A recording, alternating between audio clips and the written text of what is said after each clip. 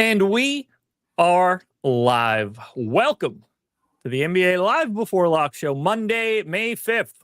Cinco de Mayo. Fun. No cocktails for me right now, unfortunately.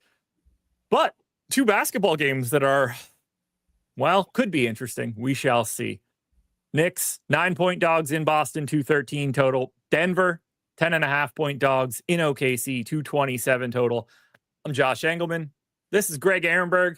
We're here to break it all down. So hit that like button, subscribe to the channel, hit the notification bell so you know when everything goes live. Follow us both on Twitter. What's going on, Greg? I don't know what we're going to get today. Yeah, it's new series, so that's always going to bring us some interesting talking points. But some of the spreads pretty wide for these games. We've got a couple of teams that are pretty well rested going up against teams that are coming out of pretty grueling series. So Boston at home against the Knicks, 9-point favorites. OKC at home against Denver, 10.5-point favorites. And, you know, Denver just played a couple of days ago in altitude. Oh, no, that game wasn't in altitude, but they've been traveling to and from altitude over the course of that series. Now they're on the road here in OKC. Then you got Boston, the Knicks, and the Knicks, it's a Tom Thibodeau team. Like, how healthy could they be at this point in the season? So, you know, we've seen Cat hobbled at times. Jalen Brunson, I think, went to the locker room with an ankle injury every single game of last series. And not even exaggerating, I'm just going off memory. I think he might have actually gone to the locker room every game at some point last. Like, he was still playing 40-plus minutes. He just had to miss like 2-minute stretches just because he would roll an ankle or his ankle would be bothering him, have to come out. So I think there's a lot of contributing factors to these spreads. And of course, Boston, OKC, the two best teams that we have overall in the NBA, taking on two good teams in Denver and New York, but teams that can't really give great chances of being competitive across a 7-game series. Pete Warner says the Celtics bench is going to be the difference in this series. I actually think it's going to be the starters. What with them being better than the Knicks ones and all of it. I think probably all of it. Yeah, they're better everywhere. They're better everywhere. But has nothing to do with DFS today, that's for sure. No, I am really curious to ask you this, though. If you had to pick one team more likely to pull an upset, would you go with Denver or New York?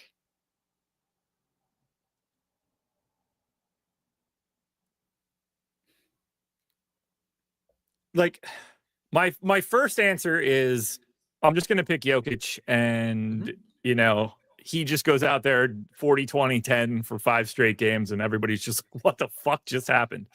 I don't think he can do that against OKC unless there are injuries. Like, without that, I think Denver stinks, at least for what they need to do. They just don't have enough bullets. The Knicks have enough offensive talent and enough wings where, like, if they were coached by someone else, I think this could happen. But if they just let it sail, I think they could take that shot. I don't think the answer is either. I don't think either one of these teams have a chance. I'd pick the Knicks. Okay. I'm going to go with Denver simply because they have Jokic, and he could, you know, if you have the best player in the world, he could have that, you know, not they ended up winning that series, but you could put up like the LeBron against Golden State series where it's like, hey, look, he's averaging 40 points, 12 rebounds, and 12 assists or something completely absurd. And then it's just, you know, what can they do against him? I do agree with you. The correct answer is probably neither of them. But if I had to pick one, I'm going to side with Jokic. It's neither if there's no injuries. I can't see it. The gap is way too big. It would be so weird to me. If Denver had one more dude that they actually liked, I'd feel so much better about him, but they just don't seem to have that. And like, I don't know who it's going to be on the bench. I don't think it's anybody that I don't think there's anything they haven't tried that they can try. The other thing that's funny is you said maybe if there's no injuries, but the thing is there are injuries, but it's to the Knicks in Denver. Like Michael Porter Jr. seemingly only has one working arm. Some days he looks fine and plays pretty well. Other days it's like, hey, look, he is unable to move one of his arms. And then the Knicks have Brunson banged up right now. And Cat was banged up down the stretch of the season. Don't forget, Cat has still been playing with that, stress fracture in his thumb or whatever. Cat was incredible at the start of the year. And, you know, he's still playing well right now, but it's not the same as what he was at the start of the season. I think a lot of it has to do with he's a little bit less effective shooting the ball and isn't as comfortable with it because he has that crack in his finger. He's gotten his knee banged up at points in time as well. These are just the things that happen when Tom Thibodeau is running his starters out for like 35 to 40 minutes throughout an entire regular season and doesn't rest guys unless he absolutely has to. So yeah, once again, I'll lean with Denver, but don't feel great about it. Eric said Denver won the title 2 years ago and Brown is better now and they've got Westbrook. Yeah, but they don't have KCP and they don't have Bruce Brown. Jeff Green was huge throughout that playoff run. They are way thinner now than they were before. And I like Westbrook from time to time, and we'll talk about him from a DFS perspective, but every time you see him as an asset, you will also find him as a liability in the playoffs. Those days are going to creep up. Guaranteed. The other part of this as well is there was, not to say that there isn't parity now, but there was more parity that year that Denver won. Yeah. Where like there are a lot of really good teams, but there's an elite tier of teams as well, where you've got like OKC, Boston, Cleveland's close. They're kind of on a tier of their own. They're not on the Boston OKC tier, but they're a very good team who's a tier above Denver. And then it's kind of everybody else. But outside of Cleveland, who could potentially, like I could see Cleveland as long as their health ends up working out, which that's starting to look pretty questionable. But if Cleveland is able to be healthy for series against Boston and OKC, I wouldn't pick them to win, but I would give them a realistic chance to win. Outside of that, though, it's just really hard to pick anybody to beat Boston or OKC in a series. Yeah, they're just everything that happened in the regular season from a data perspective says everything that you just said. And everything that I see says the same thing. Every betting market, like everything is in lockstep that there's 3 teams at the top and a very distinct line after that. How that ends up shaking out, I have no idea. I'm excited to see it, though. Now we got to talk about this first game. You ready? Let's do it. Knicks, Celtics. Knicks, 9-point dogs in Boston, 213 total. The easiest thing that I can say for right now, no injury news for the day. We have nothing to talk about for any team in terms of injury news, whether they're playing or not. Health status, different thing. The Knicks are the Knicks. It's the same thing every time. It's no different today. Everybody's sort of in and around 23% owned, whether it's slightly higher than that or slightly lower than that from the starters. Brunson's at 20, Towns is at 20. You get a little more to Hart, a little less to Bridges. Anunoby splits the gap, and you get 10 to 15 on Robinson and McBride. They don't play anybody else. They don't have anybody else. Maybe they'll play somebody else later on in this series. I don't expect it to be today. Do you look at the Knicks today and think like, well, I like that one guy? So, you have to start with this. It's a 2-game slate. So to some extent, if you're playing multiple lineups, which, you and I are, like you're going to have some sort of interest, at least to some extent, in everybody. With that said, this is by far to me the least appealing team on the slate, like by a mile. Everybody else looks miles. Like Denver, you've got guys like Jokic you could go to. We'll have a discussion about what we think is going to happen with the rotations between Porter Jr. and Westbrook in this series compared to last series. But either way, Jokic is a consideration. Westbrook is at the very least a strong consideration. OKC has all the best value on the slate. Boston has guys who, relative to their talent, are a little bit underpriced. Here's the problem with the Knicks guys. The Knicks players are just kind of priced how they're normally priced, and it's a really brutal matchup for them. So, like 80. This is what Jalen Brunson was priced at for most of last series, around $8,500. But now he draws Boston. So it's what's the opportunity cost of playing Jalen Brunson? He's only $1,000 cheaper than SGA. You want to pay up for somebody? All right. Well, SGA is $1,000 cheaper. Jokic is, sure, he's $2,500 more. That's certainly more expensive, but it's not the same gap as what it was in the regular season, where Jokic would be like 13,000 or something like that, and Brunson would still be at the same price. So there are players I have exposure to from the Knicks, but it's not that much. The player I have the most of, it's 25% of Josh Hart, which is slightly underweight to the field to him. And he's the only player I have more than 20% of lineups. Like, this is not a very appealing team. It felt like you were walking through the exposures on the screen. I have 25% of Josh Hart, but I do have 21% of McBride. Otherwise, that entire thing was the same scenario. Yeah, I barely have Brunson. I don't like Brunson in my mind today against Boston. I think it's a horrific matchup, and I don't have him. That's running in lockstep today, and I'm happy about it. I do kind of feel like this series is a Mikal Bridges series if the Knicks want to be anything. I think that's sort of like where they're going to need additional creation to come from. I don't have him. He grades out not great me right now, but I do think he's important here today.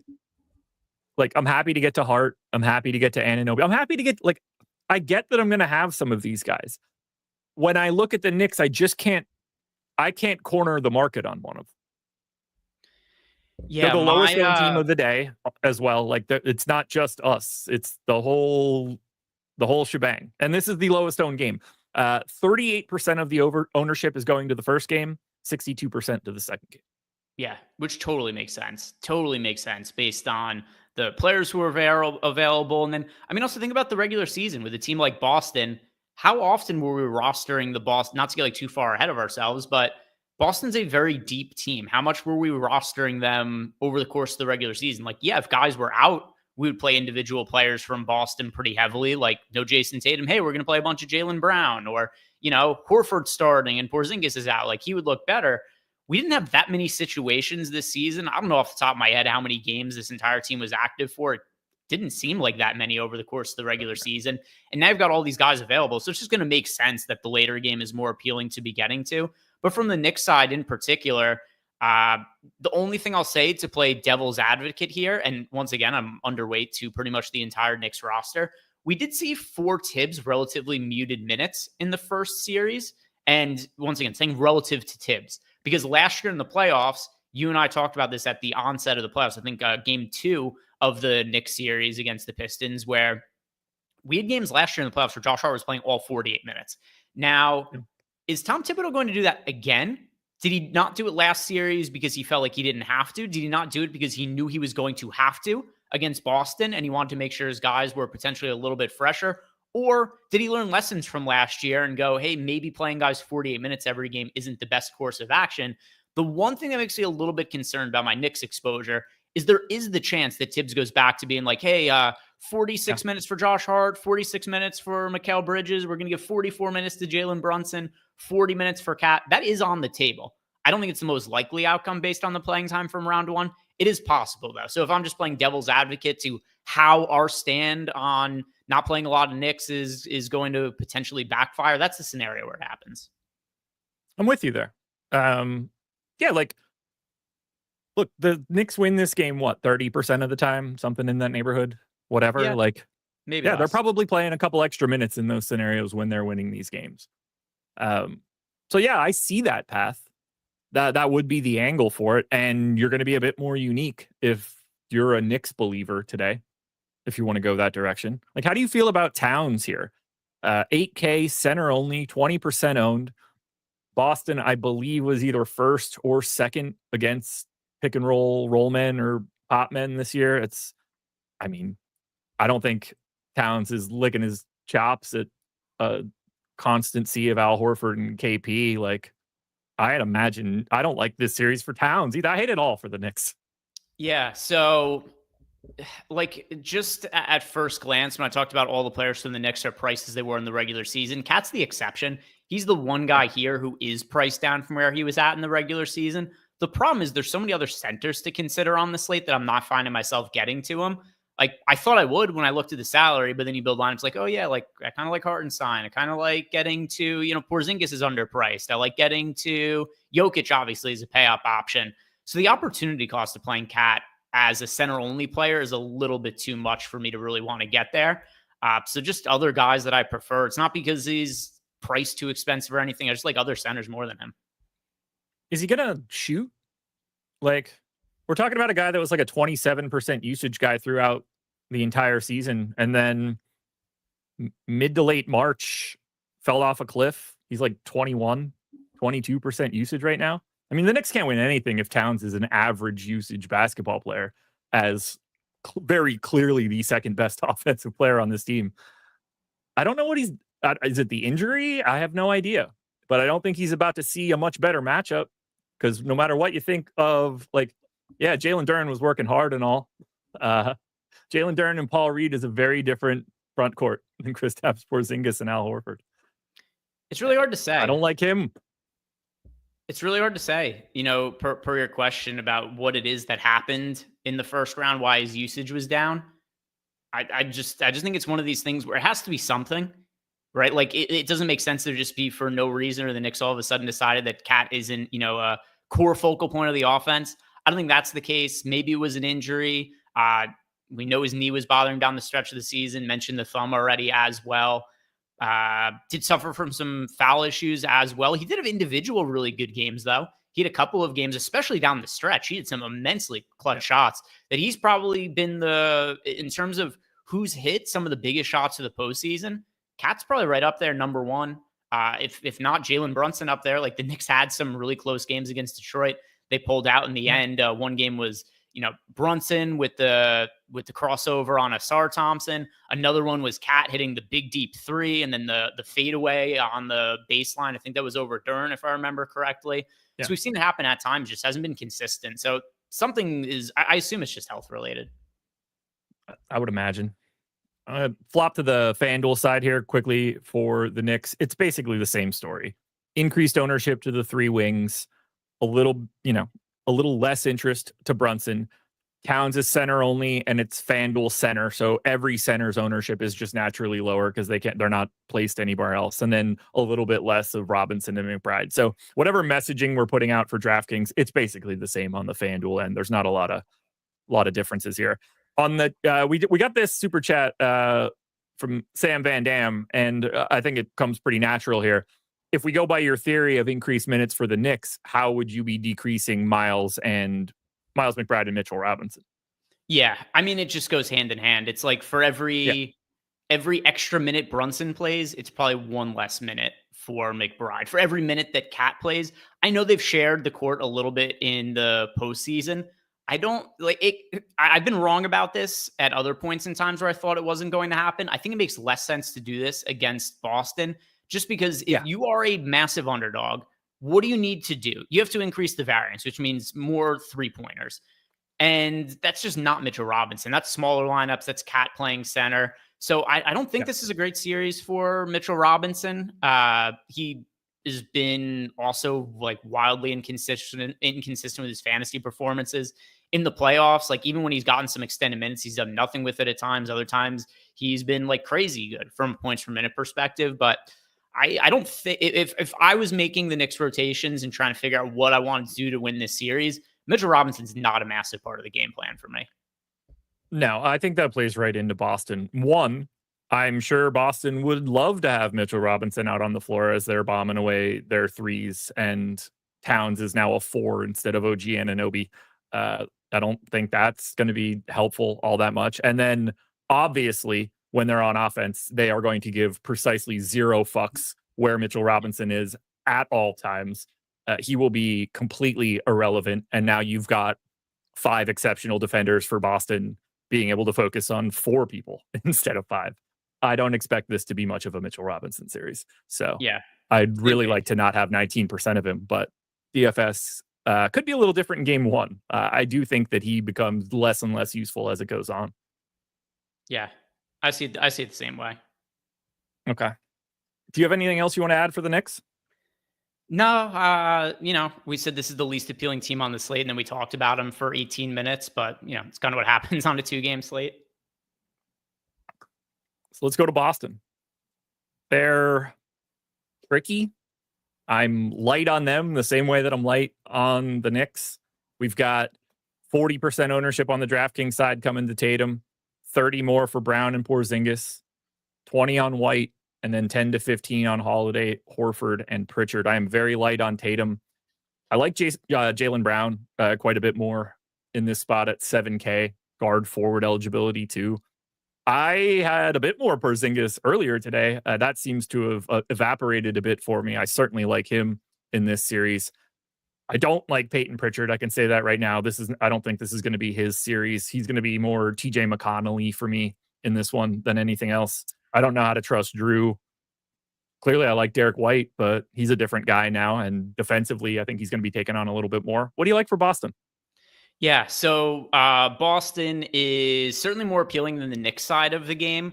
The player who, just from a points per dollar standpoint, stands out the most, it is Jason Tatum, but he's super popular. Let me see. Do do we have an update to projections? Because last run he was over 40% owned, which, like, if I'm playing cash games, Tatum looks really good. I just thought he looked over-owned in tournaments, and yeah, we haven't updated since that last run. So yeah, 42% ownership for him. It's really just a comparison point where it's like, do I want to pay up for Jokic, SGA, or Tatum? I don't have an issue with Tatum at 9K. I just prefer SGA at 9,500 and Jokic at 11K to Tatum at 9K. That's the only knock. And also, he's the most popular of the three of them. Marginal over SGA because he's only, it's 41 to 42%. And then you get Jokic is at 37% to 42%. But Tatum's my least favorite of the three, and he is by a narrow margin the most popular. Yeah, I'm seeing it the same way as you. To me, it's easier to go like Brown at that point because of the salary, and then get to SGA. And I have all of the Jokic, so the fact that I have all of the Jokic makes getting to more of the Tatum just naturally a little bit more different. Do you look at anybody from Boston and think like this is a very good series for them? Not necessarily a really good series for them. I do think the price point is just wrong on Porzingis, though. Like, this is a crazy low price tag on him relative to where he's normally priced. So not necessarily that it's a great series for him. I just think the pricing is wrong. Also, if Mitchell Robinson does end up playing minutes here, I mean, he kind of likes camping around the basket. Porzingis might have all the wide open threes in the world in those kind of matchups. But like individual guys for Boston, not so much. I do agree with what you had said before as well. The one caveat to, like, I don't think any series going forward are Peyton Pritchard series, but the caveat being is that he's going to play in garbage time. We saw at the beginning of the year, if Boston was blowing a team out, which happened all the time, Peyton Pritchard would just play the entire fourth quarter with the garbage guys. I think it's almost like one of Boston's priorities starting the season was, let's get Peyton Pritchard the Sixth Man of the Year award. It doesn't matter how non-competitive the games are. We're going to play him in all the garbage time, even though he's a normal part of the rotation. But like, we're going to play, Schneiderman, Walsh, Cornette, and like Peyton Pritchard. Like, these are going to be our garbage time guys that we end up going to. And I do think there's going to be games in the series that Boston wins via blowout. So some of those games I think will kind of by accident be Peyton Pritchard games. He's going to be optimal, I think, 1 to 2 games in the series just because of garbage time run. But other than that, I do agree with you. Like, for some of the really competitive games, he's not going to play a ton of minutes. It's going to be Drew Holiday. It's going to be Derek White. He's going to play some off the bench. He's going to be, the first guard off the bench for the team without a doubt. But every time that you see extended minutes for Derek White or Drew Holiday, like, they're not all sharing the court with Peyton Pritchard. So he's just the easy man to project to play less minutes this series. Yeah, I want to start seeding that in people's brains so they understand. Last year, for example, first round series, Peyton Pritchard plays 23 minutes a game. Second round, 22 minutes a game. Third round against Indy, 16. Finals against Dallas, 12. We need to remember that as we work our way series to series to series, and then as you work your way game to game to game, all of these things start to happen. As you work your way through that first series, you start to consolidate the minutes more and more to the top.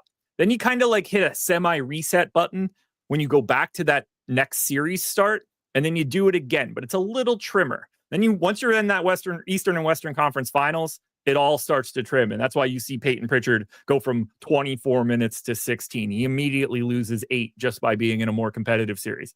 That's how the NBA playoffs are going to work. So we need to remember, like, as each one of these days go by, you're more likely to see more of the starters and less of the bench. Yeah. Yeah, that's absolutely going to be the case. Other than I don't remember spreads from last year. I don't know if they were as wide as what some of them are for this year, where, like yesterday, Cleveland, before Garland was ruled out, I think Cleveland was like an 8.5 point favorite, and they closed at 6.5 points. Now they're 10 or 10.5 point favorites for Wednesday, even though like everybody's questionable. Now they've got Hunter questionable, Mobley questionable, Garland questionable, and the Garland injury seems to be potentially severe, like to an extent, not like severe in like the grand scheme of things, but severe in terms of, it seems that if this was a regular season injury, he probably wouldn't be playing in any of these games in the regular season, based on, they said that this is probably like he's 1 to 2 weeks away from being totally healthy. So the one thing that could be different from last year is that I don't remember if the spreads were quite this wide, but otherwise, yeah, I agree. From a Boston standpoint on the FanDuel end, your highest owned guy is Drew, actually, because he's $500 cheaper than he is on DraftKings. I'm not really comfortable with him today, but on FanDuel at 5K and a point guard, shooting guard eligibility, like it's very obvious why he's 40% owned. Tatum got to 40 on FanDuel. Porzingis is 35. He gets the power forward eligibility. Much easier to roster Porzingis on the FanDuel end, even at an increased price tag. That extra position really helps on a 2-gamer. White and Brown are just sitting there at 30. A little bit lighter on Al Horford and Pritchard. Pritchard, same price on both sites. Ownership's a little higher on FanDuel. There's also one extra roster spot, so don't be surprised to see those numbers never be like in line. Also, shooting guard sucks on FanDuel. It is so hard to. You have to play 2 shooting guards on FanDuel. It's just how it's non-negotiable. You have to. It's how the roster construction works. The 2 most popular, or I say the 3 most, because there's 3 guys who are over 40% owned on FanDuel. You got Jamal Murray on the high end. Okay, it's a brutal matchup, but at this point of the season, kind of, lots of guys have brutal matchup, so it kind of is what it is. But the 2 next most popular shooting guards is Drew Holiday and Lou Dort. It's not because they project exceptionally well. It's because the position really, really sucks. Quite thin. So first game in the books. We're about at the midway point. Guys, I need you to hit the like button if you can. Helps us out tremendously. Subscribe to the channel. Hit the notification bell. Why wouldn't you want to know when we're doing all of our stuff at all times? Got a couple super chats to hit on here. We're going to hit Ashley's. This one came in pretty early, 6:03. Needed to get through a game first. So Ashley, super chat. Porzingis and Caruso or Williams and Wiggins? That one's easy for me. Let's see. It's Porzingis and Caruso for me. Porzingis and Caruso. I do think there's kind of an interesting angle for Aaron Wiggins in this series. Look, Caruso kind of to an extent as well for blowouts. Wiggins way more likely to be playing in blowouts than Caruso. There will be one, kind of like what I said about Pritchard, there will be Aaron Wiggins games in this series as well, where OKC just blows the doors off of Denver. And then all of a sudden it's like, hey, look, Aaron Wiggins is 3% owned. He just played the entire 4th quarter and scored like 28 fantasy points or something like that. So I don't know when that game is going to happen. If you're building lineups for that kind of game script, maybe like you stack the first game and then you're looking to get a contrarian value play from the second game. That's where Wiggins could potentially be of interest, but it's the first combo. Yep. And then Michael Wallace, can I play SGA and Jokic in the same lineup? Go Lakers. Yes. I'm going to say this again. I think I say it on every single show so far through the playoffs. You can play anybody together. I don't care what 2 people you name. It doesn't matter what day it is. The answer is just permanently yes. Lakers in 9. Yeah, Lakers in 9. Lakers in 9. We've been talking DFS for most of this. Mm-hmm. Don't forget, guys, Portfolio EV tool, 7-day free trial. Anytime you're looking for it, if you've never signed up before, OddsShopper.com's got the goods if you're looking to do any sports betting or pick'em sites. So we're talking your prize picks, your underdogs, your sleepers, stuff like that. You're getting expected value and expected win rates. We've got parlay builders, odds boost calculators, mass bets, mobile app giving you notifications of your bets. You're 1 click away from getting there. It's a great tool. I love it. I love digging into our historical data. It's all available to you. Every recommendation we've had is there for you to sift through and find the angle that you want to follow. And you can check it out for a 7-day free trial. Costs you nothing. If you hate it, you can cancel at any point in time. You'd never even know you were here. I don't think you're going to hate it. I think you're going to stick around. Holiday, White, Brown, Tatum. I assume that's Porzingis. It's an ellipsis on my watch, but I'm just going to go ahead and assume it's Porzingis. Gary Payton questionable for Tuesday. Yeah. I assume he'll play by then. Not that it matters for now. Also, the schedule. Did you see the schedule for that series? Terrible for Golden State. Terrible. There's it's every other day they play. There's only one travel day, I think, where they get 2 days off. So you just said Golden State play this, drag out series with the Houston Rockets, and now they're going to have to start the series tomorrow, and then they just play every other day for the most of the rest of the series. Like, that is not ideal for the age of the Golden State Warriors. No, it is not. Not even close. Eric Goodwin, one more super chat here. Tatum and MPJ or Williams and Hart? All right, let's look. That's Williams and Hart for me. Williams, Hart. Yeah. Williams and Hart for me as well. And now we go to Denver. 10.5 point dogs in OKC, 227 total. They're in trouble here. Coming off the 7-gamer against the Clippers, having to fire every bullet they could find in the state of Colorado just to get out of there. I mean, maybe not in game 7, but throughout the series at least. And they are going into a fresh as a daisy, deep, potentially best team in the NBA. Yikes. Although, that's not going to stop me from unloading the full clip on Nikola Jokic. 11K, center only, 41% optimal, 37% owned, the number one play in our boom bust tool, and in 89% of my lineups right now. Are you joining me on Jokic Island? Yes and no. He's my most rostered pay up option. So from that standpoint, yes. But I don't have 89% of him. I have a lot of him. He's in a little bit more than half my lineups. Not quite as much as you. So it depends how the question was intended. Overweight to the field to him.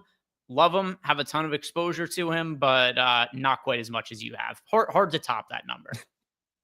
Kenny Atkinson named Coach of the Year. You always love to see that the day after you get embarrassed on your own home floor. Game 1.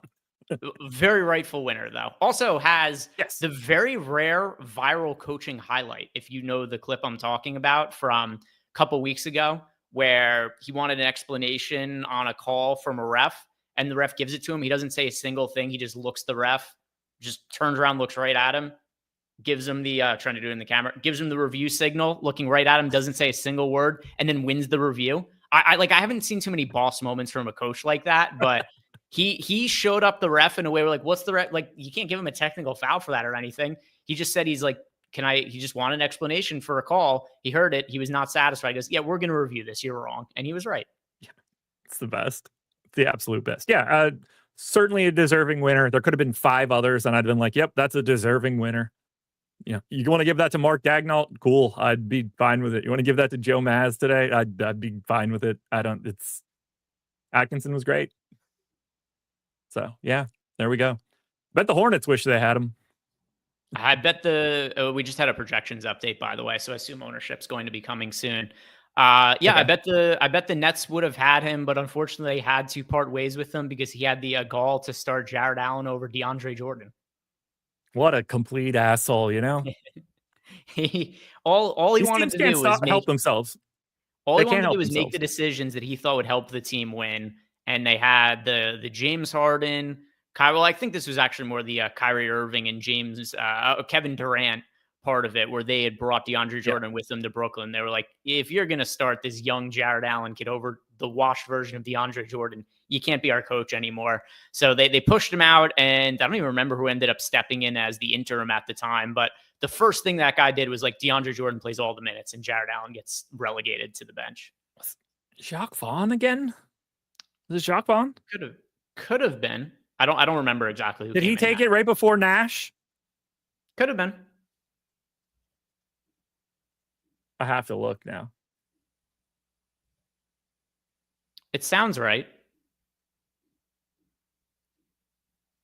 Anybody in chat say it yet? Yeah, Polakisi said Jacques Vaughn.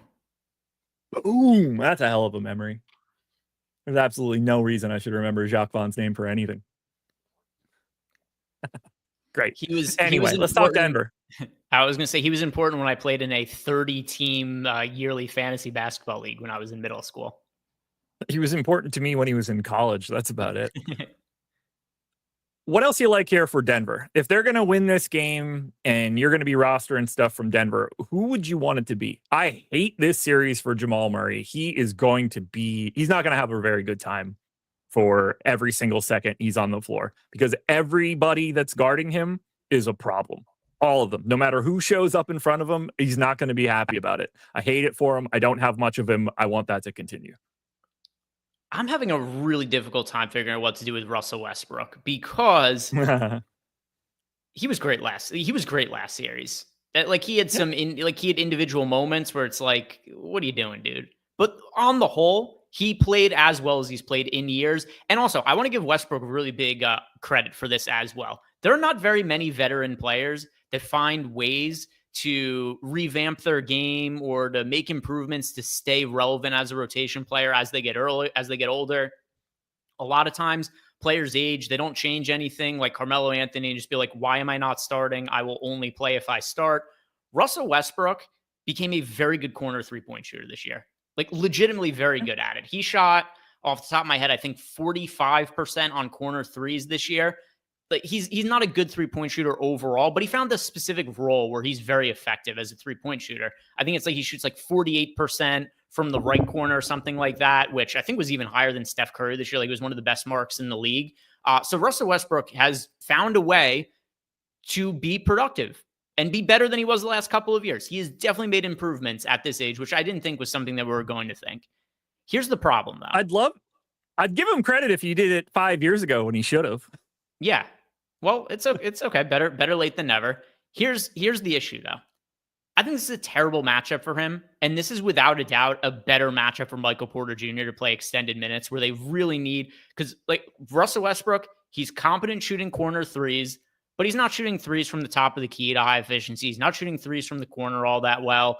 I think he's going to have a tremendously difficult time finishing around the rim with Hartenstein and Chet Holmgren there. So on paper, I think this is a terrible series for Russell Westbrook, but he's still a competent fantasy producer. He's underpriced. So like if Michael Porter Jr. isn't capable of playing extended minutes, which some days he is, some days he isn't, Russell Westbrook, if he's going to play 30 minutes at this price tag, like he's just going to be good based on picking up some, assists, a few rebounds, scoring some points inefficiently, a couple defensive stats here and there. But in the event that Michael Porter Jr. is feeling okay and knocking his shots down, Westbrook could end up playing like 20 minutes per game in this series. And we could look back on game one and be like, why was Russell Westbrook 40% owned? And why was Michael Porter Jr. 15% owned? So I think that's one of the more interesting leverage points on the slate. And I think it's very, very difficult to know what's going to happen there because I think the game flow is going to dictate it. It's going to be a lot like Buddy Hield yesterday, where there's going to be a day where Westbrook just gets ripped clean off the floor because he's fucking everything up. And then there's going to be a day where you're just like, oh my God, he looks like Russell Westbrook from 15 years ago. Like, we're going to get both of those probably. I lean more towards the negative Westbrook across the whole series than the positive one. And not just because of him specifically, he is also running into an absolute buzzsaw of a defense. It's not like he's going to be finding good matchups or fun spots to pick on. They don't have them. So that's the scary part for me, is that even in an optimized version of Russell Westbrook, this still is the worst matchup for basically every team in the league. And they're going to know what to do. Like, they're not going to guard him ever. If he's anywhere, like, even in the corner, they're not going to care too much, at least to start. He's going to get ignored on offense. I'm really curious to see how that all goes. But that said, I have 50% of him. He's 4,800. I'm going to take my chances of him rolling into OKC today. I don't know how else to do it, but it does strike me as a spot where I can find some regret pretty quickly. Yeah.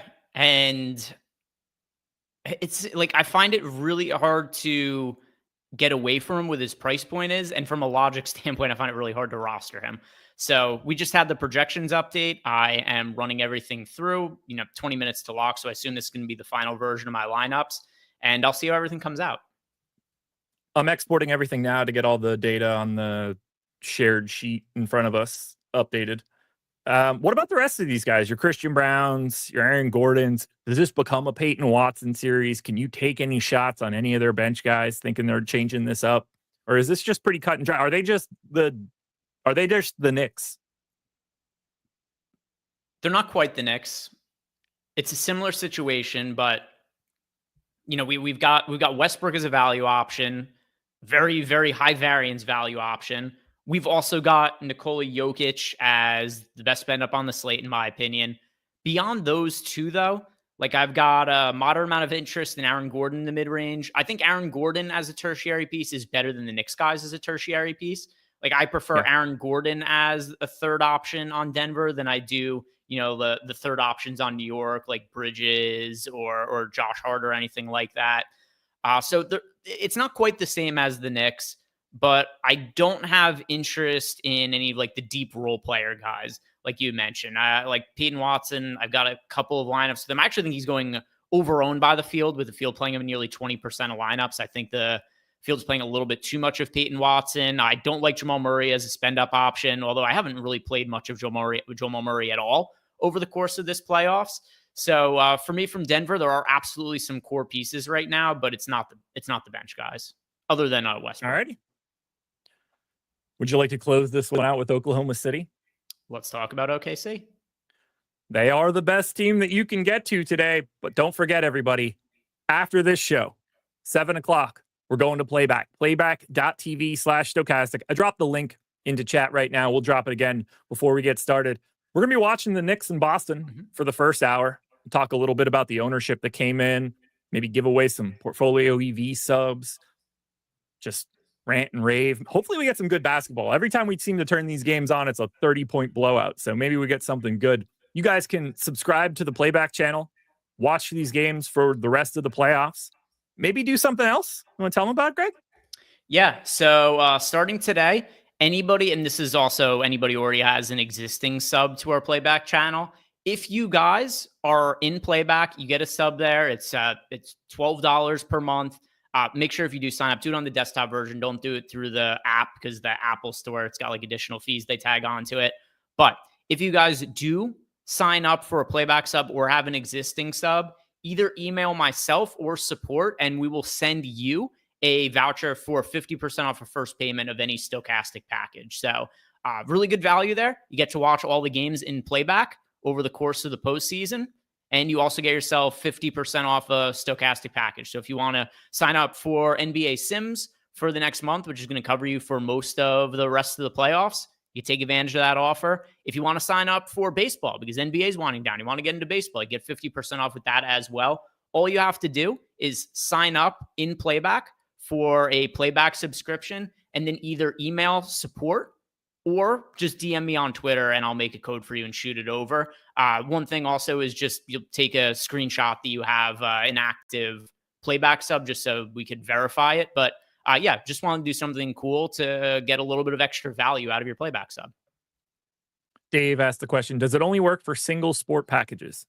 Correct. Yeah, any single sport package. So just choose what sport you want, whether maybe you want to take advantage of an MMA package. We got a really big UFC card coming up. UFC, number 315? So like that could be the case. If you want to sign up for PGA, I'll be playing a lot of PGA over the course of the summer. You can do that as well. So whatever single sport package you choose. All righty. Coach Chris says, I have no OKC. OKC, 44% of the ownership right now, the unequivocal best options. I don't know how you could possibly build a lineup without them right now.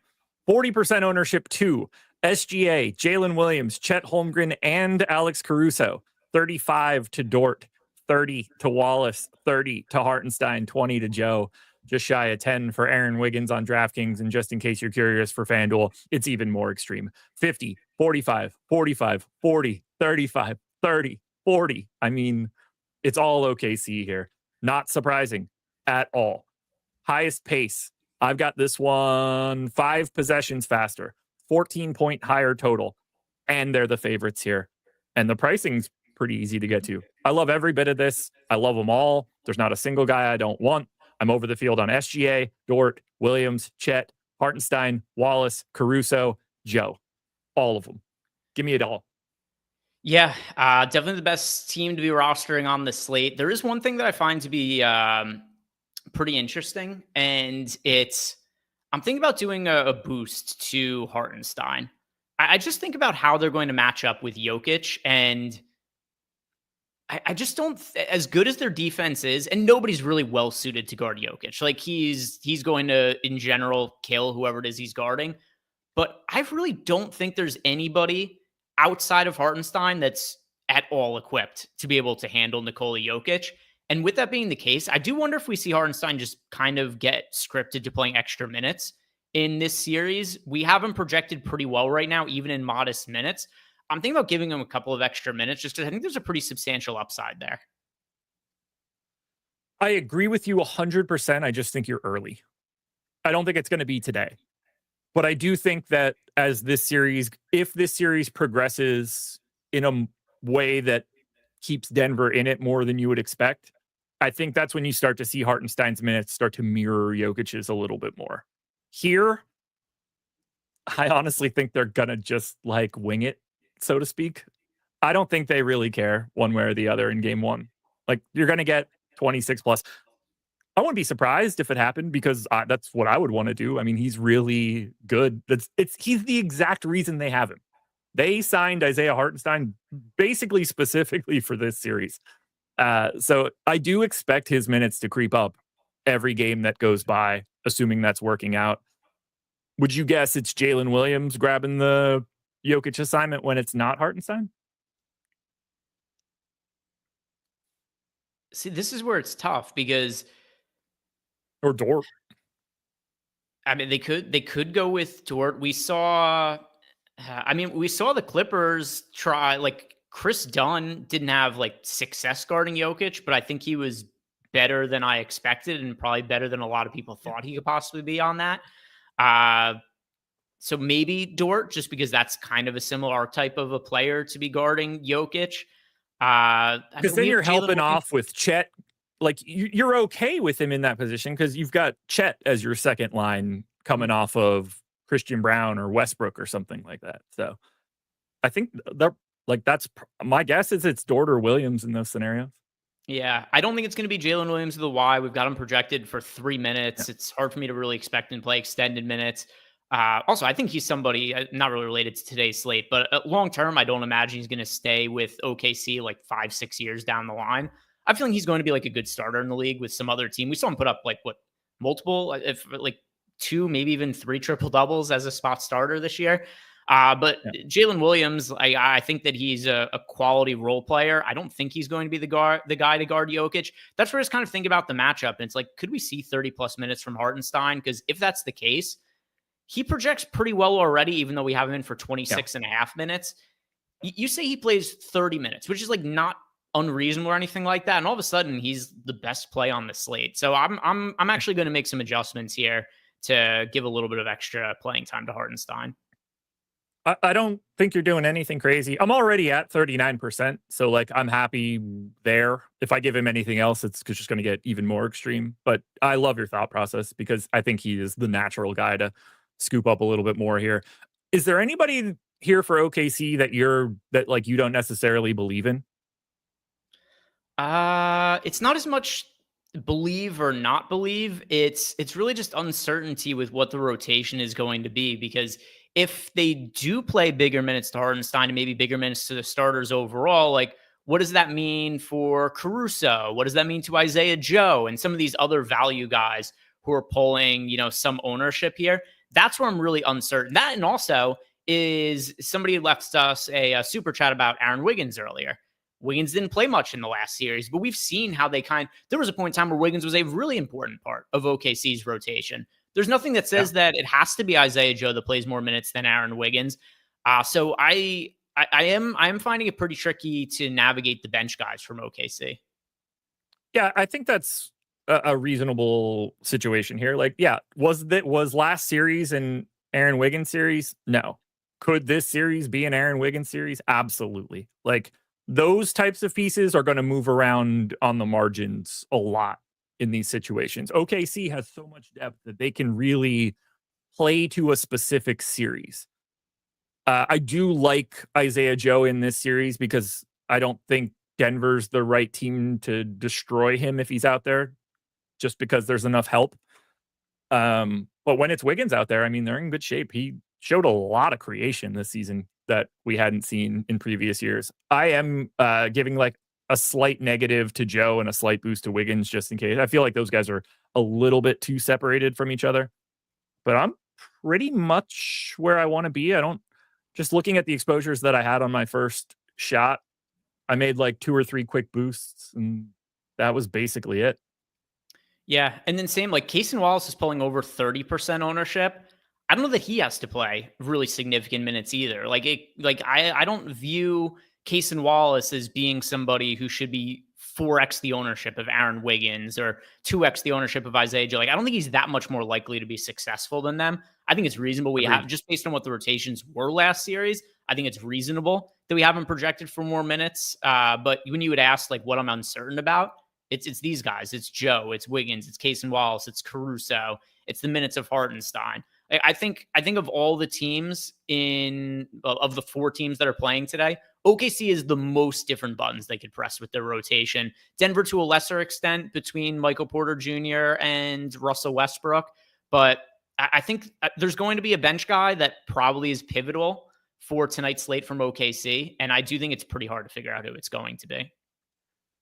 I really wish they even had one more bullet in that gun, because I was screaming for it in February. I do hope that it just ultimately doesn't matter. All right, I just uploaded my lineup. So my stuff is in. The exposures that I have on the screen are now set. We have 7.5 minutes to go until we are locked. You want to hand out a nuke?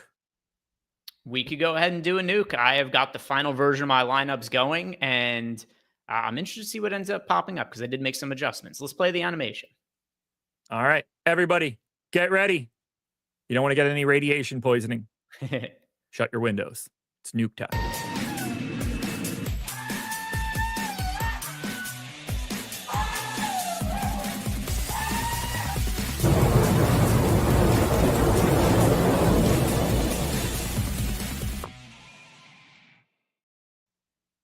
Alrighty, nuke of the night time. Who is going to be the absolute nuts for today? The guy you have to have.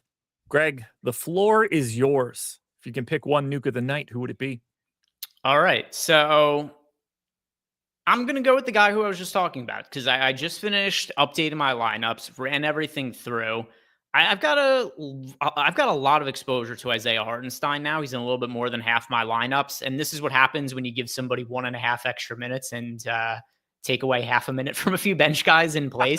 Like that's what happens on 2-game slates at this point in the season. But I can't confidently tell you that Hartenstein is going to play 30 minutes. I didn't project him for 30 minutes. I gave him 28 minutes, and that got him into a ton of lineups for me. And I do think there's upside for him to play beyond that. He's not contrarian, but he's modestly owned at 26% for a 2-game slate. Give me the upside of Hartenstein, just because I think he is the best equipped player on OKC to be guarding Jokic. I love the shout. I have absolutely no qualms with your take on Hartenstein there. I am currently 10% over the projected field, so I have no disagreements with what you've got going on there.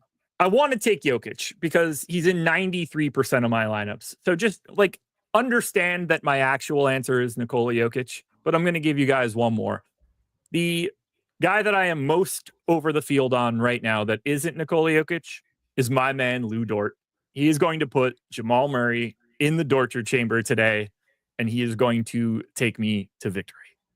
Lou Dort. Okay. Nuke it up. Let's see, what was my final exposure to Dort? I've got a lot of Dort as well. I think that of all of the cheap players that we have on the slate, he is the most secure playing time. Yeah. I went back and looked at the last matchup and like some of the matchup data to see who was most frequently matched up on different Denver guys. And you'll be surprised to note that Jamal Murray got inundated with Lou Dort and Alex Caruso. That sounds like a really bad night at the office. Is there a worse one for a guard than every second you're out there getting Lou Dort and Alex Caruso up your ass? God, that sounds awful. I'll tell you, not my type either. I don't want Alex Caruso and Lou Dort at my ass either. Certainly not at the same time, which that could Alex also happen. Baker maybe, but Alex Caruso, no shot. Could definitely end up being the case for Jamal Murray. Also, is going to be what Russell Westbrook's dealing with a little bit at times when he is on the court. We did get one question from Discord. It was from our guy, Sally Sal. He wanted to know who our favorite center is over on FanDuel. Yeah, let me pull up the FanDuel lineups. All right, so for me on FanDuel, same deal, Hartenstein. He's 5,500. Yeah, no problem for me. It's just my answer is just universally going to be Jokic there. Yeah, no issue with that being the answer either, but Hartenstein for me. Hartenstein for me on both sides. Biggest fades for me right now, I've got a few. And the one that is my biggest fade is not something that I like at all today. And that's Jaylen Brown. It's Brown, Brunson, Bridges, Towns. I'm just reading off the list of guys I'm most under on. It's the whole damn game. Brown, Brunson, Bridges, Towns, White, Tatum, Porzingis, Holiday, Pritchard, Horford. All of those, that's the whole list of my biggest under the fields. Every single one of them is in the first game. Yeah. So for me, it's Jamal Murray plus like the entire Knicks rotation as my as my biggest fades. We are currently projecting 62% ownership to the late game. And I crafted this on purpose, have 69. Nice. All right. Good work. Good work. Yeah. Underweight to, yeah, of the players that I'm more than 10% underweight to the field to, it's Jamal Murray, Cat, Jalen Brunson, Mikal Bridges. That sounds pretty familiar. See you at the top, brother. We'll see. We'll see. Hopefully not the Michael Chandler C at the top, which is never quite at the top. No, it's not. No, it's not. All right. Who covers both games? I hate betting and making stands on these big spreads just because you get like weird backdoor covers. Like a lot of times I find when like early in the year when I was doing all my own spreads for all the games, I would find that like, oh, like this team is 11.5-point underdogs. I think the spread should be 13.5. Like the amount of times that those games would be decided by which player decides yes or no to take the easy layup at the end of the game, it is an extraordinary amount of the time. I'll take both of the big favorites to win via blowouts today, though. Okay. I've got Knicks backdoor cover. OKC covers cleanly. Nomad. Fuck me. I wound up with 75% Watson. I would really try to do something different in the next 70 seconds. I have 10% of Peyton Watson. I have right at the field ish. I don't know. I don't know if this is funny timing or something else, but Stephen Leibowitz just wants to know, just asked, are you guys getting any Watson from Denver? So just address that by coincidence. And I see we got the super. Not that you should have none.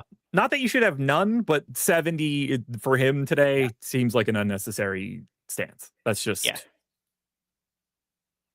Caruso and Chet or Porzingis and Westbrook.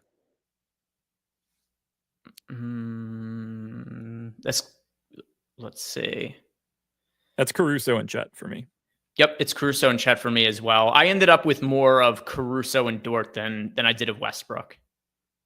Well, whatever you have, y'all better have that stuff in right now because we are 10 seconds away from lock. If your lineups aren't in, y'all better hustle because right now, Greg and I are heading over to Playback. Go to playback.tv/Stokastic. Link is in the chat right now. Come join us. We are going to watch the New York Knicks try to save Tom Thibodeau's job against the Boston Celtics. Absolutely. And don't forget, if you guys sign up for a subscription over in Playback, you can watch all the games. Doesn't matter if you have NBA League Pass. Doesn't matter if you have cable or not. If you sign up for a Stokastic Playback subscription, you get access to that. And then also, if you do sign up or if you already have signed up, DM me on Twitter or email support, and we'll hit you up with a code to get yourself 50% off any single sport package you choose to sign up for. There we go, everybody. Thank you for being here. We'll see you on Playback. Good luck, everybody. Talk to you later.